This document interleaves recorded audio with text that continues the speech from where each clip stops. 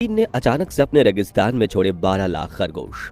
दोस्तों, जब भी कुदरत से छेड़छाड़ करने की बात आती है तो चीन का नाम सबसे पहले लिया जाता है। लेकिन अब अचानक से रेगिस्तान में 12 लाख विदेशी खरगोश छोड़कर चीन ने जो दाव खेला है, या तो चीन को आबाद कर देगा या पूरी तरह से बर्बाद। मगर अचानक से 12 लाख खरगोश को रेगिस्तान में तड़प कर मरने के लिए छोड़ने के पीछे चीन का क्या सीक्रेट प्लान है, जानेंगे इस वीडियो में। लेकिन उससे पहले हमें इतिहास के सबसे बड़े खरगोश जनसंख्या विस्फोट के इस इंसिडेंट पर नजर डालनी जरूरी है, जिसने ऑस्ट्रेलिया को पूरी तरह से तबाह करके रख दिया था। ये बात है 1850 की। उस वक्त ऑस्ट्रेलिया में ज्यादा आबादी नहीं थी, इसलिए ब्रिटिशर्स ने ऑस्ट्रेलिया में आकर कोलोनाइजेशन करना शुरू किया। लेकिन ऑस्ट्रेलिया में उन्हें अपने देश जैसा महसूस नहीं होता था और उन्हें खरगोश भी काफी पसंद थे। इसलिए वर्ष 1859 में थॉमस ऑस्टीन नाम के एक ब्रिटिशर ने यूरोप में रहने वाले उसके परिवार ने 13 यूरोपियन रैबिट्स तोहफे में भेजे, जिसे उसने अपने स्टेट के बैकयार्ड में छोड़ दिया। उसके बाद ऑस्ट्रेलिया में रैबिट की पॉपुलेशन इस कदर बढ़ी कि उन्होंने पूरे ऑस्ट्रेलियन कॉन्टिनेंट के 70% हिस्से को अपना घर बना लिया। जी हाँ, ये जानकर आपको हैरानी होगी कि महज 60 सालों में उन 13 खरगोशों ने अपनी आबादी बढ़ाकर 10 बिलियन कर दी थी। यहाँ खरगोश अपनी पॉपुलेशन इतनी तेजी से इसलिए बढ़ा पाए क्योंकि वहाँ उन्हें मारने के लिए कोई नेचुरल प्रेडेटर मौजूद नहीं था। ऑस्ट्रेलिया में खरगोश की संख्या लगातार बढ़ती ही जा रही थी और विशेषज्ञों का मानना था कि जल्द ही इसका उपाय नहीं खोजा गया तो सभी इंसानों को हमेशा हमेशा के लिए ये महाद्वीप छोड़ना पड़ेगा। ऐसे में अगर हम इसे इतिहास का सबसे बड़ा मैमल पॉपुलेशन एक्सप्लोजन कहें तो गलत नहीं होगा। यह हर साल 80 मील इलाके को अपने अंडर में लेकर हर प्रांत, हर स्टेट, हर कोने तक पहुंच गए थे। यहाँ तक कि कुछ इलाकों में तो बॉर्डर पर फेंस भी लगाई गई थी और जहरीली गोलियां भी फेंकी गई थी, जिसे खाकर खरगोश मर जाएं। लेकिन कोई तरीका कारगर साबित नहीं हो रहा था। ये खरगोश गड्ढे खोदकर जमीन में रहते थे, इसलिए किसानों को इनके घर डिस्ट्रॉय करने का भी आदेश दिया गया, लेकिन उससे भी कोई फर्क नहीं पड़ा। कुछ लोगों ने तो ये तक कहा कि खरगोश के समूह ने हम पर हमला करने की कोशिश की है। अब चूंकि ये वाइल्ड रैबिट्स थे तो जब इन्हें खाना नहीं मिल पाता था तो ये चिड़चिड़े हो जाते थे और हमला करने में देर नहीं करते थे।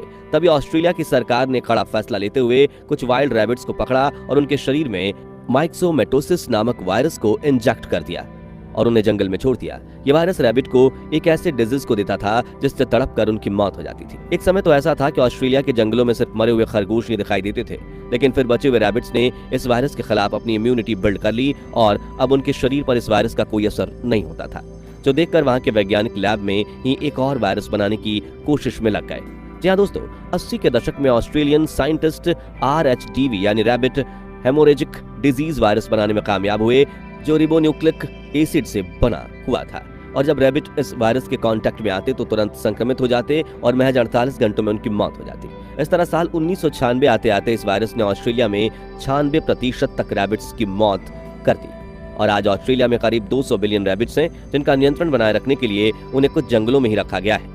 दोस्तों, ऑस्ट्रेलिया के इस द रैबिट प्रॉब्लम से दुनिया को एक सीख जरूर मिली कि जो जानवर जिस इलाके का है उसे वहीं रहने देना चाहिए, वरना दूसरे देश या महाद्वीप के डिफरेंट इकोसिस्टम में या तो उसकी मौत हो जाएगी या फिर वो अपनी संख्या इस कदर बढ़ा लेंगे कि उन्हें संभाल पाना नामुमकिन हो जाएगा। लेकिन ये सब जानने के बावजूद चीन ने एक ऐसा रिस्की कदम उठाया है जो या तो उसे आबाद करेगा या फिर बर्बाद। जी हाँ, हम बात कर रहे हैं रेगिस्तान में अचानक से 12 लाख खरगोश छोड़ने की चीन के बड़े दाव के बारे में। लेकिन चीन में हर साल दुनिया में किसी भी देश से ज्यादा यानी करीब 99 मिलियन खरगोश पैदा होते हैं, तो फिर उसने अपने जंगलों में 12 लाख विदेशी खरगोश क्यों छोड़े हैं? इसका कारण जानने के लिए हमें चीन के इतिहास को कुछ साल पीछे पलट कर देखना होगा। तो 1950 के दशक में चीन के तानाशाह माओ जेडोंग ने ग्रेट लीप फॉरवर्ड नाम से कैंपेन की शुरुआत की थी, जिसमें देश में एग्रीकल्चर और इंडस्ट्रियलाइजेशन को बढ़ावा देने के लिए 5 साल का प्लान बनाया गया था, जिसका एक हिस्सा था फॉर एविल्स कैंपेन और इसकी टैगलाइन रखी गई थी, इंसान को कुदरत को मुट्ठी में करना होगा, जिसके तहत माओ जेडोंग का प्लान था कि वो सारी चीजों जो खेती को नुकसान पहुंचाती हैं उन्हें पूरी जड़ से खत्म कर दिया जाए। इसके लिए उन्होंने सबसे पहला काम किया, जो स्पैरो होती हैं गौरैया, उन चिड़ियों को मारना शुरू कर दिया। चिड़िया जहां नजर आती थी खेत के पास, जो बर्तन बजाकर उन्हें लैंड नहीं होने दिया जाता, उतरने नहीं दिया जाता था, उनको गोली मारी जाती थी, उनका शिकार किया जा रहा था। और आपको ये जानकर हैरानी होगी कि सरकार उन चीनी लोगों को इंसेंटिव देती थी जो सबसे ज्यादा चिड़िया मारता था। अब ऐसा इसलिए क्योंकि चीन के तानाशाह का मानना था कि ये चिड़िया हमारी 1 से 2% फसल खा जाती है, लेकिन उसने इस बात पर ध्यान नहीं दिया कि चिड़िया फसल के साथ साथ कीड़े मकोड़े भी खाती है। लेकिन देखते ही देखते चीन ने अपने यहाँ मौजूद हर चिड़िया को मार दिया, जिससे कीड़े मकोड़े और चूहों की संख्या बढ़ने लगी और इन तीनों जीवों ने मिलकर पूरे के पूरे खेत तबाह करने शुरू कर दिए, जो देख चीनियों ने जहर छिड़क कर 1.5 बिलियन चूहे, 200 मिलियन पाउंड मक्खियां और 24 मिलियन पाउंड कीड़े मकोड़े मार दिए।